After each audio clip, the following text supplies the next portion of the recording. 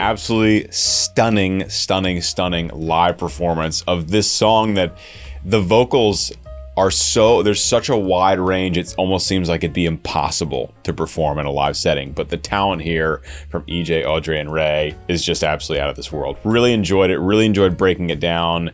As a vocal nerd and an audio engineer, live performance like this is super fascinating to react to and comment on. So I hope you guys learn something, hope you enjoy, and I'll see you afterwards. Once again, EJ, Audrey Nuna, and Ray Ami from K-Pop Demon Hunters!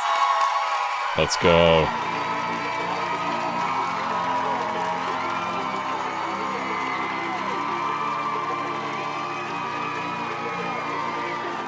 This song is so good. So good. I was a ghost, I was alone. It's okay. Given the throne, I didn't know how to believe I was the queen that I'm meant to be. Oh, it's so good to hear their voices live like this. The producers in K-pop and the producers for K-pop Demon Hunters, just like absolutely world class. It's unbelievable what they can do with sound, with editing.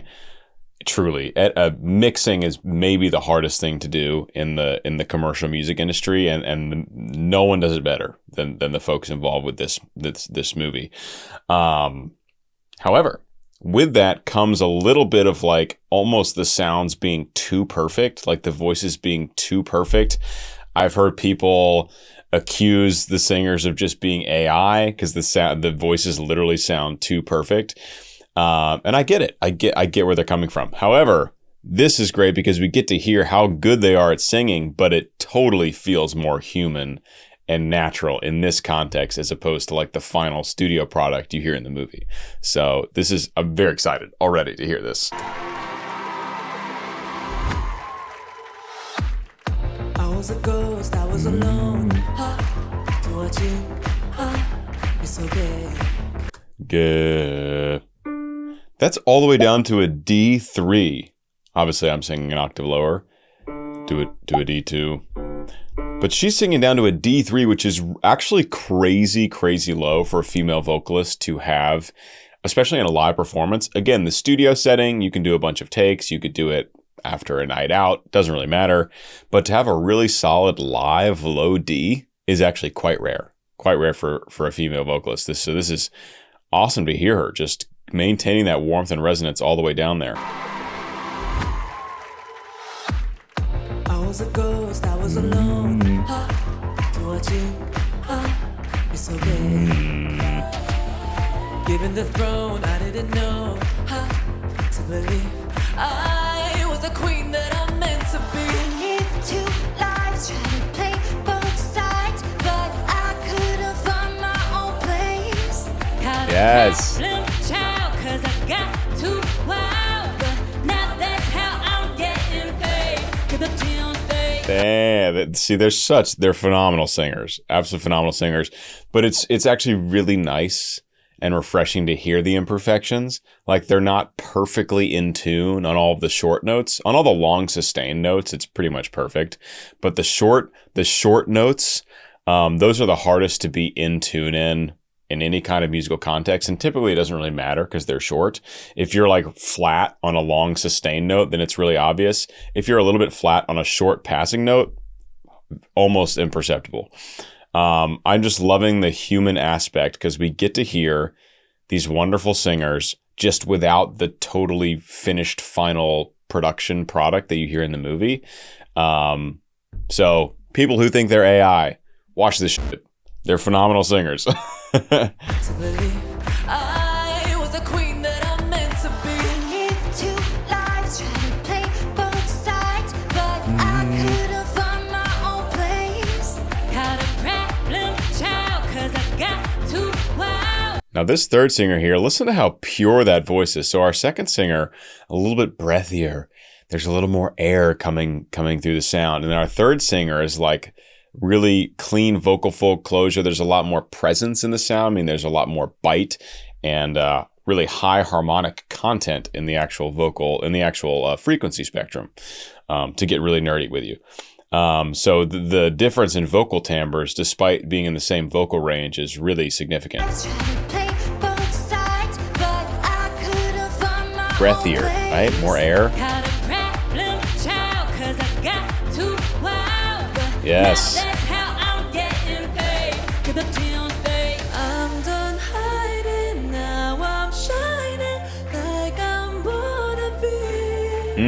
We dreaming hard, we came so far now, I believe. Oh, it's cool to hear. It's not something I paid attention to in the music video, but the two who are not singing the main lead on this song, and forgive me, I still haven't seen the movie. I'm waiting. I'm about to watch it, so I don't know the whole story or anything like that.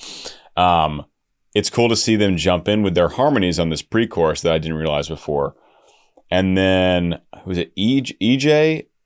EJ's our lead, right? And then Audrey and Ray Ami. But I think EJ's our lead on this song. I love this where she allows there to be a clear shift in registration. We very clearly when it's in her head voice and when it's in her chest voice. And it's a really beautiful, intimate approach to this pre-chorus all the way through. See? I'm done hiding. It's a weird spot for my voice to flip, but you hear how she flips into her head voice on hiding.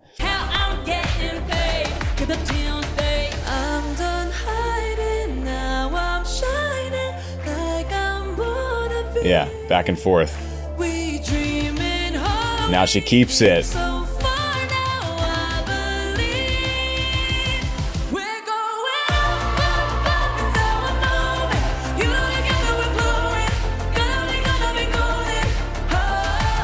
Now, the thing about this, I'm 99% sure. I'm not totally sure, but typically in a live performance on a massive scale like this, like on the Jimmy Fallon show, typically it will be a live performance, but it will be pre-recorded. So right now, they're probably not singing what you hear, but they likely sang it earlier in the day. And this is also a big thing with really big concerts. Like you think national anthem at the Super Bowl or halftime performance at the Super Bowl, that kind of stuff. It's so that if something really does go wrong, they can fix it. They can have it ready for the actual show. It's not because the performers can't do it. It's just accounting for, the occasional human error, even from the highest level professionals. And what they can do with that is they can fix anything that's like really badly out of tune. So for example, the only reason I point that out is because this chorus, they just all sound in better tune than they all sounded in the verses, which was just, the slightest bit of human error. And here it sounds like everything is like just absolutely perfectly locked in. So I don't know the case, but that would be my guess with a scale of a show like Jimmy Fallon, is they would have pre-recorded the performance. If there were any glaring issues, fix them in editing. And here is, I'm sure they're still singing, but more of like a lip syncing type thing. Not totally sure, but that would be totally normal and standard.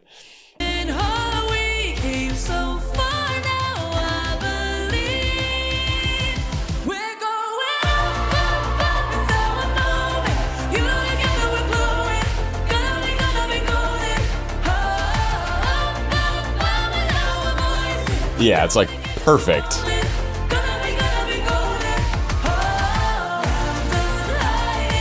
Here it is.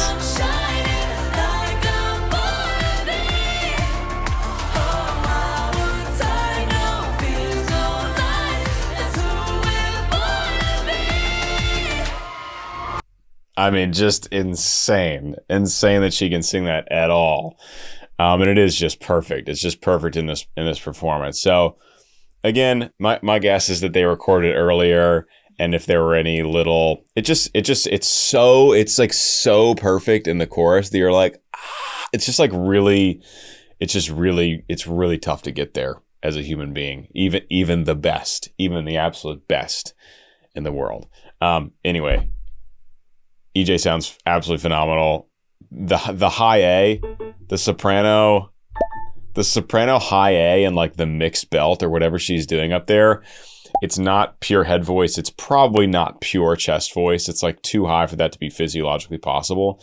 But it's a really, really chest dominant mixed voice, and it's so clean, and the vocal fold closure is so solid. Ugh, it's so good. It's so good. This is really one of my favorite songs right now.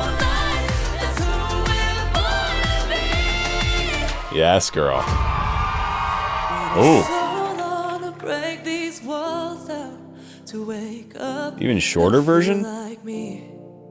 Put these patterns all in the past now and finally live like the girl they all see. No more. No. Again, that low D. This is just gorgeous, and just her on her own. Beautiful, intimate singing. It's the fact that she can sing a low D and a high A at the same time, all in some kind of chest register, 2 octaves and a fifth, is absolutely insane. Crazy vocal range. It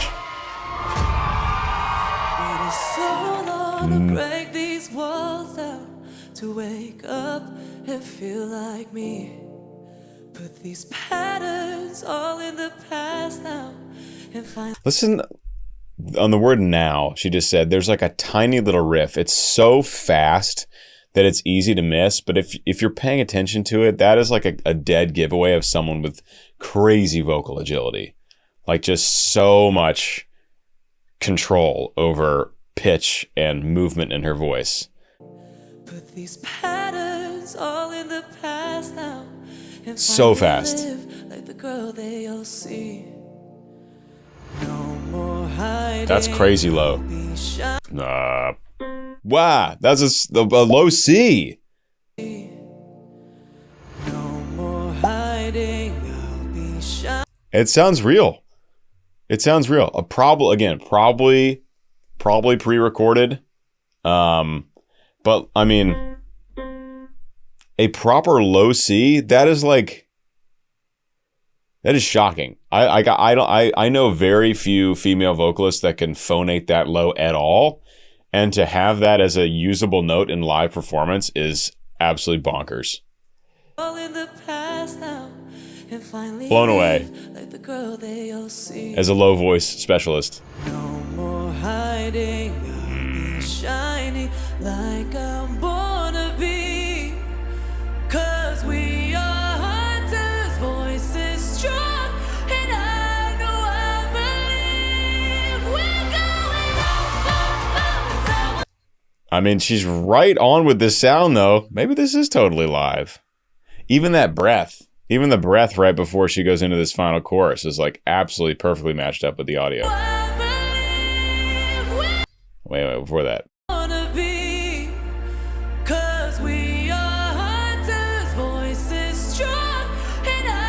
Oh yeah, it's perfect. Ooh, maybe this is live in the moment. Be crazy. You can actually do live editing for tuning and stuff. It's tricky. But like there's compression, reverb, and delay. So it's not like the sound you hear live has no effects on it. You can do live tuning as well. So maybe that's going on. It really doesn't matter. They sound so good. I'm talking because I'm an audio engineering and vocal nerd, and this is like a perfect cross section of those two things. So yeah, it's what it is. I'm just gonna talk about it.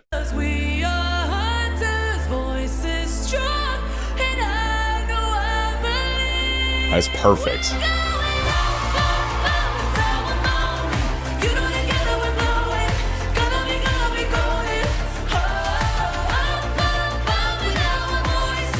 Something else that's been popularized recently for live performance is the track is playing, like all the vocals are already playing, and you still have the performer singing over top of it, but the signal's a little quieter. So even if they mess up in the live performance, the signal's still stronger coming from the accurate track, the accurate performance, that like the mistakes can kind of go unnoticed. And if you perform it well, then it's like imperceptible. So that's another option. And this is just like knowledge about the music industry for you guys. That's all quite fascinating and very much behind the curtain. Not something that 99.99% of listeners ever even think about. But it's cool stuff. So I hope you're enjoying that.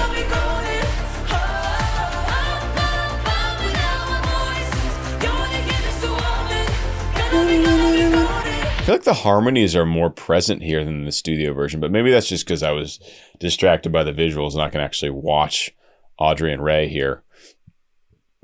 But they're doing all the lead lyrics with EJ just on harmonies, much, much lower harmonies and breathier harmonies, so they kind of blend in better.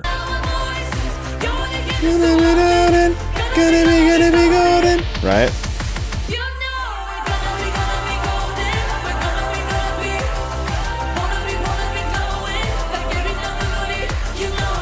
And there are also, you can hear there's a ton of added backing tracks as well. And the whole, band and production is not here. So it's just vocals, and we have a lot of backing stuff already going on. So just, you can factor that into your listening experience as well. We get all these sustained backing harmonies while we have the three ladies here actually singing the words.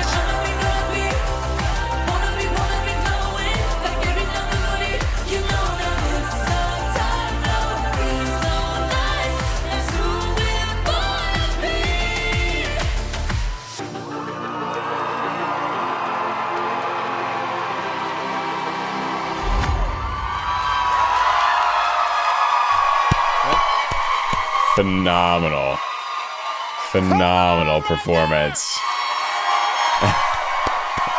EJ, Audrey Nuna, Ray Ami, K-pop Demon Hunters is streaming now on Sick. Netflix. We'll be right back, everybody. I can't wait to watch. I'm probably within the next week, I'm going to do a full reaction and analysis of the whole movie that will go to Patreon first. So check that out. Check the Patreon description below. And so I can finally watch it. I've done 5 songs from it now, analysis-wise. This is a repeat of Golden, but I just popped on YouTube. I was like, what's going on? And I was like, oh, I've got to do this. Live performance of Golden? Unheard of. So I hope you guys enjoyed. Hope you learned something about music industry and editing and live performance. None of this is me talking out of my ass. I promise. This is all a lot of this is very industry standard kind of stuff. So take that as you will. I think it's interesting. It's nothing against the singers or the artists, obviously. But I hope you enjoyed. Hope you gained appreciation for these singers in this live performance. And I'll see you in the next K-pop Demon Hunters video. Bye.